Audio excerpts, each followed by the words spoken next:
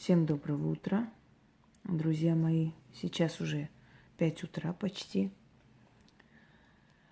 И, как водится, старый еврей работает. Я хочу подарить женщинам такой необычный, очень сильный, эффективный, нужный ритуал. Знаете, друзья мои, очень большое заблуждение думать, что сильные женщины любят командовать. Женщине приходится стать сильной, когда мужчина свою мужскую роль не выполняет. Женщине приходится брать на себя эту функцию. А потом она привыкает и с другим партнером тоже сильна, и вообще по жизни становится сильной.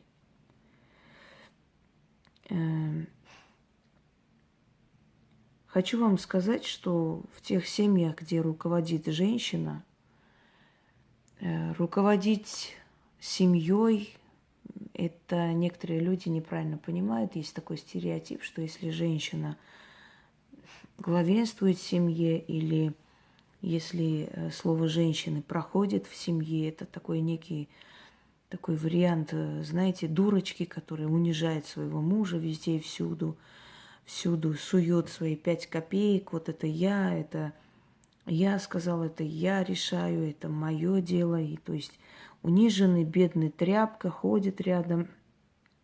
Нет, это очень глупо. Так поступают дуры. Умная женщина руководит своей семьей так, что мужчине кажется, будто это он сам решает все вопросы, и вообще он так захотел. Умная женщина правит молча, из-под тишка, как серый кардинал. Мужчина – глава семьи, а женщина – шея. Вот куда шея захочет, туда голова и повернется. Это древняя истина. И в таких семьях на самом деле царит благополучие. В таких семьях есть взаимоуважение, есть любовь. Женщина управляет из-под тишка не для того, чтобы унизить своего мужчину, наоборот, чтобы его возвысить, чтобы семья была благополучна, чтобы дети росли в любви, чтобы в семье был достаток, уют. А женщина умеет этот уют создавать. Знаете такое выражение? Хочешь сделать счастливым своих детей, сделай счастливой их мать. И вот тогда дети тоже будут счастливы. Потому что озлобленная женщина, которая срывается на детях, ничего хорошего в этой семье не будет. Это будет травмированное детство, психика и прочее, прочее. Так что женщине дайте возможность управлять семьей со своей женской позиции. Кроме всего прочего, мужчины, которые уважают своих жен и любят, благословение сил снисходит на них. У них и дела получаются, у них и жизнь прекрасна. За что не берутся, все идет как надо, потому что женщина связана с силами природы больше, чем мужчина. И когда женщина счастлива, она мысленно просит за своего мужа, понимаете? Не обязательно, чтобы она говорила об этом.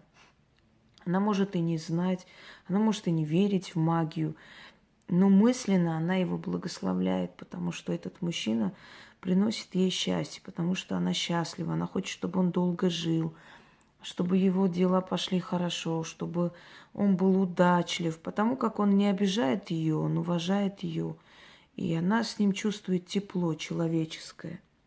А когда муж издевается над женой, и она каждый день проклинает, чтобы ты сдох, да чтобы тебя там машина переехала, да чтобы я тебя там мертвого, дохлого нашла и так далее.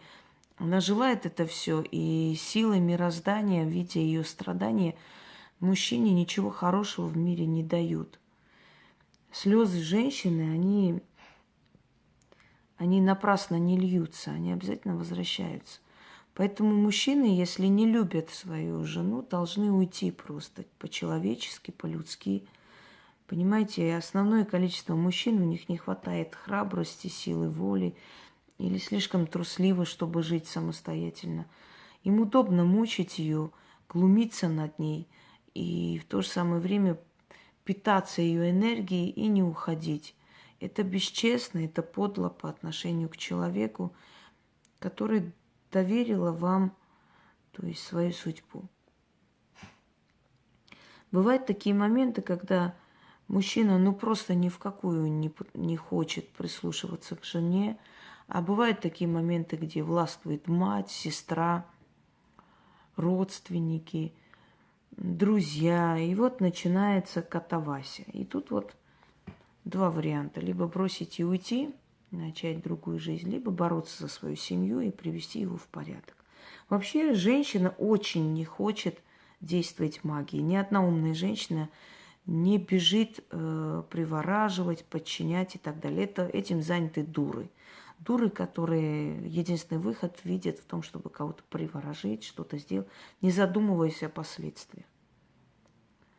Умная женщина, она не хочет магии. Для нее унизительно представлять, что он с ней спит, потому что она что-то там нашептала, что он ее любит якобы, потому что она что-то там наделала. Для нее это унизительно. Она хочет, чтобы ее любили по-настоящему. Только тогда она чувствует себя счастливой.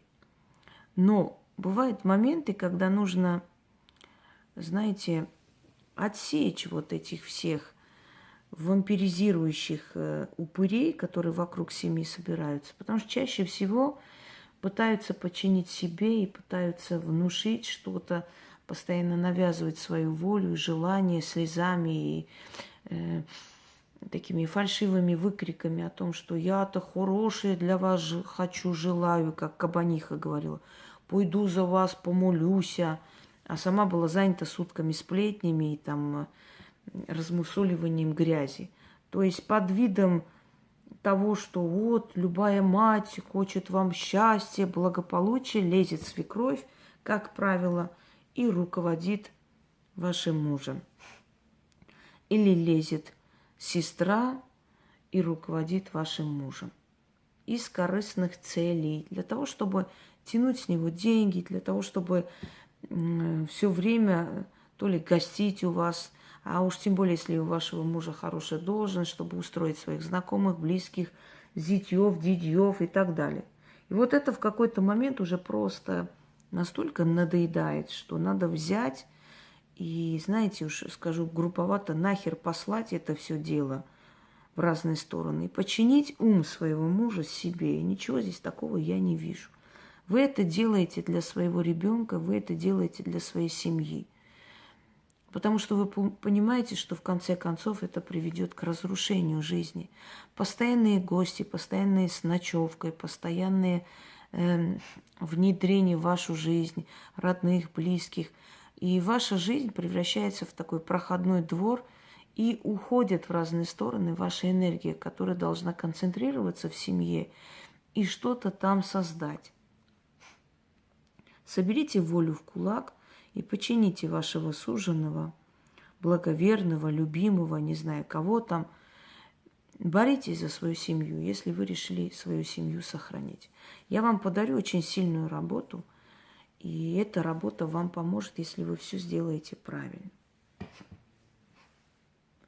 Итак, расплачиваться за этот ритуал не нужно никуда ходить, не нужно оставлять откуп, не нужно ничего делать, потому что вы здесь платите своей энергией и сексуальной энергией, потому что после этого очень сильно увеличивается тяга мужа к вам, поскольку он начинает, скажем так, проникать вашей энергетикой, вот на это нацелен ритуал, чтобы он начал подпитываться вашей энергией, а не энергией окружающих. И, естественно, его тянет уже к вам больше. Я хочу вам сказать, что этот ритуал делала женщина где-то года 2 назад. Муж гулял, он ее не любил абсолютно, она его тоже не особо любила, скажем так. Какой-то момент у них была влюбленность в молодости. Ну и не совсем они старые люди, но где-то уже лет 13 с чем-то жили вместе, 2 детей, ну, уже все охладело как бы. И она поняла в один момент, что либо ей нужно будет уйти, либо сохранить семью. И она занялась собой. После работы с ней вот этот ритуал я ей дала. Провела она этот ритуал как нужно. И вы знаете, прям расцвела вся. И я говорю, вы так поменялись? Она говорит, ну, коллеги на работе мне говорят, там, Марина, что с тобой, ты влюбилась? Она говорит, да, влюбилась в собственного мужа. У них началась безумная любовь. Они прям удивлялись, что столько лет жили вместе. И как можно было не замечать друг друга. Вот так и возможно, когда лезут со всех сторон, когда человек устает морально, физически. Мужчины тоже устают, знаете, бороться с матерью, с сестрой, со всеми вокруг и так далее. Они тоже устают. Им тоже иногда нужна помощь отсечь ненужные ветра, чтобы человек собрал свою волю, свою жизненную силу в своей семье. Иногда им не хватает силы воли сказать, иногда неудобно, иногда чрезмерное чувство долга перед своей семьей, родителями и так далее. Но как бы там ни было, дорогие друзья, когда человек создает свою семью, он для того и создает, чтобы теперь там воспитывать свое поколение, там продолжать свой род, да, и хорошие отношения между родственниками – это замечательно. Но нельзя просто жить жизнью друг друга. Это неправильно. Жить жизнью сына, лезть в дела снохи. Им нужно дать возможность и ошибаться, и неправильно себя вести, и поссориться, и помириться. Это жизнь. Если вы хотите, чтобы они, знаете,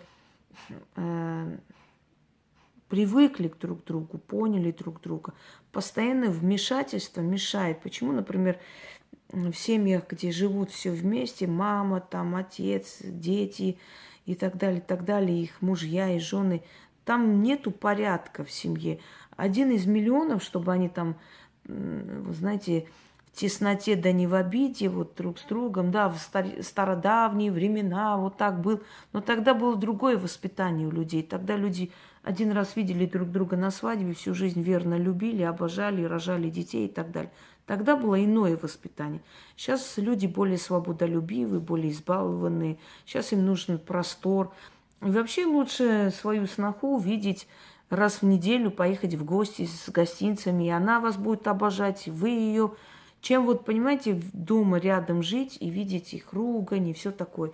Лучше снимать квартиру молодым, помочь им, но дать им возможность создать свое гнездышко, дать им возможность научиться вести хозяйство, самостоятельности дать.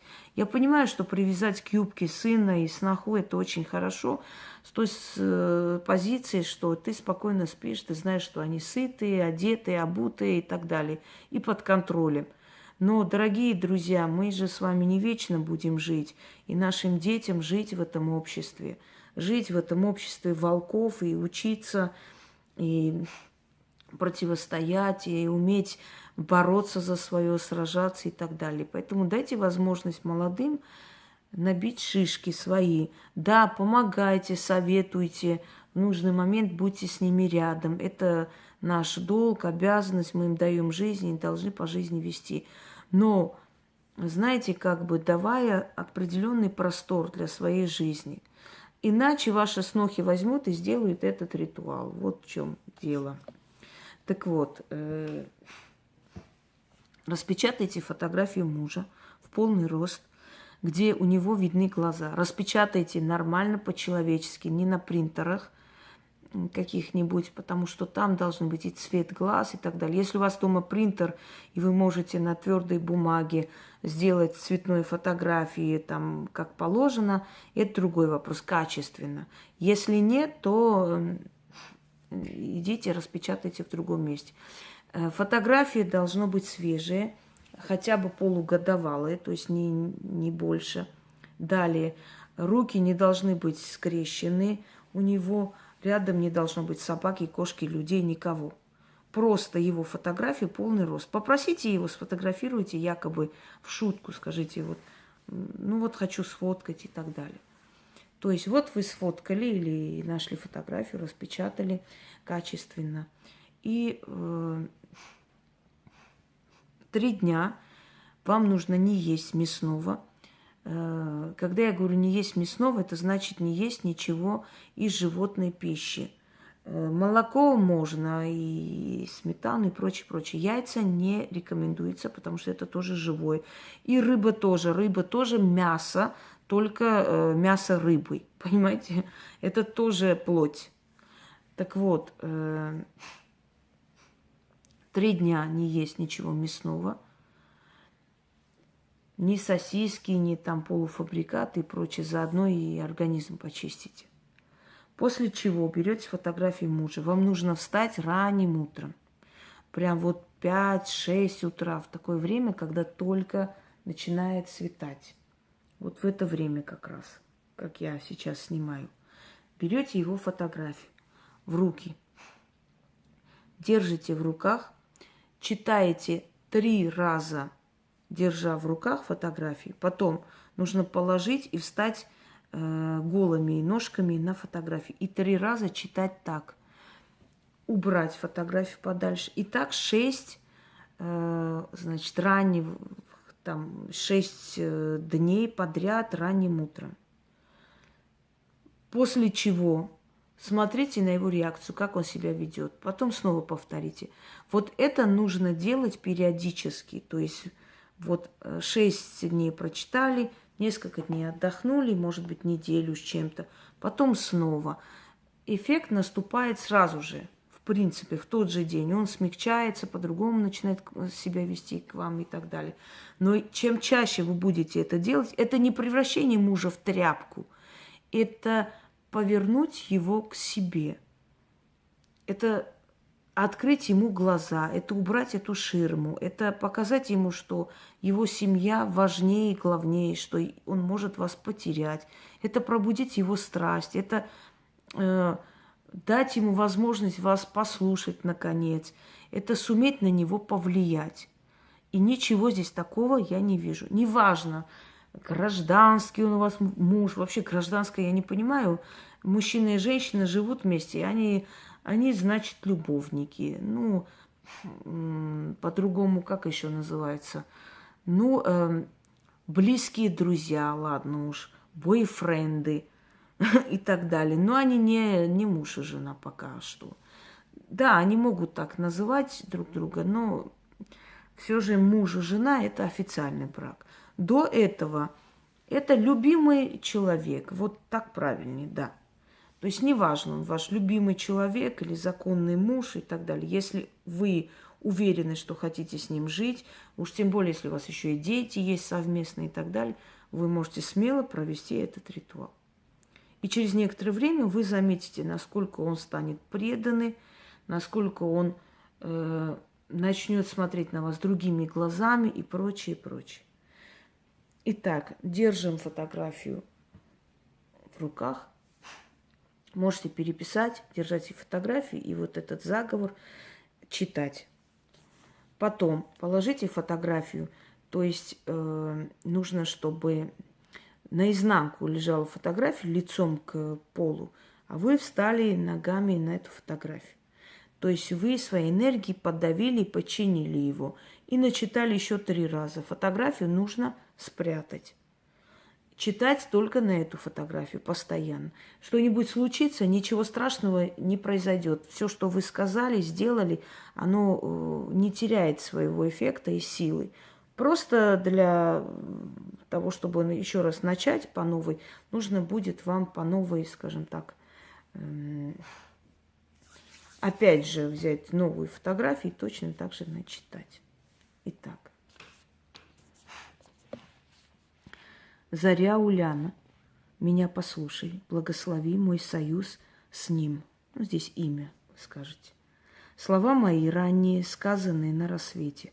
Святое утро, да будут нерушимы, цепки, крепки и верны. Да не перебьет их ни первый человек, ни последний. Послушай меня, имя, и делай, как я скажу. Думай, как я желаю, живи моим умом. Поступай, как я велю тебе. Говори моими словами. В угоду мне твори. Отныне над тобой моя воля будет. Истинно так. Как моя бабушка говорила, утро святое.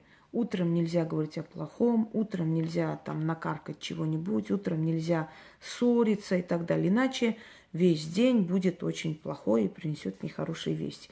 Утро считается святым, чтобы вы знали. Заря Уляна, меня послушай, благослови мой союз с ним, имя. Слова мои ранние, сказанные на рассвете, в святое утро, да будут нерушимы, цепкие, крепкие и верны. Да не перебьет их ни первый человек, ни последний. Послушай меня, имя, и делай, как я скажу. Думай, как я желаю, живи моим умом, поступай, как я тебе велю. Говори моими словами, в угоду мне твори. Отныне над тобой моя воля будет. Истинно так. Еще раз прочитаю. Заря Уляна, меня послушай, благослови мой союз с ним, имя. Слова мои ранние, сказанные на рассвете, в святое утро, да будут нерушимы, цепкие и крепкие и верны. Да не перебьет их ни первый человек, ни последний. Послушай меня, имя, и делай, как я скажу. Думай, как я желаю, живи моим умом, поступай, как я велю тебе. Говори моими словами, в угоду мне твори. Отныне над тобой моя воля будет. Истинно так.